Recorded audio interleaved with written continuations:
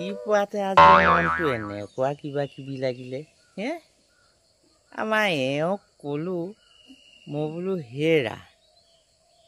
এই সুপ্ৰভাত হ'ল প্ৰাতঃ সেৱা কৰিব হ'ল নহয় কেলে উঠা আকৌ পুৱালে ৰজনী উঠা যদুমণি এনেকে বুলি ক'লো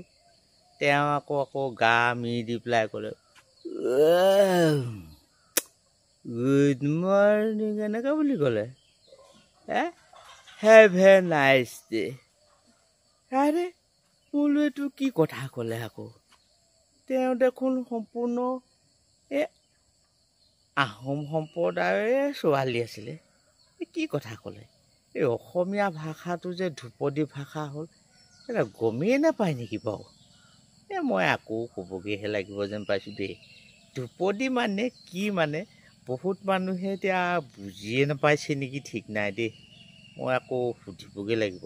এতিয়া তুমি অসমীয়া নহয় জানো সম্পূৰ্ণ আহোম মানুহৰ ছোৱালী নহয় জানো আহোম সম্প্ৰদায়ৰ ছোৱালী এতেকে ৰাতিপুৱাই আজি একদম কিবা কিবি লাগি গৈছে দেই মই কথাটো চিন্তা কৰিব লাগিব দেই কিহৰ কাৰণে তেনেকৈ ক'লে ইংৰাজীটো লাগে তথাপিতো এতিয়া আকৌ আমাৰ অসমীয়া ভাষাটো এতিয়া ধ্ৰুপদী কৰি পেলালে নহয়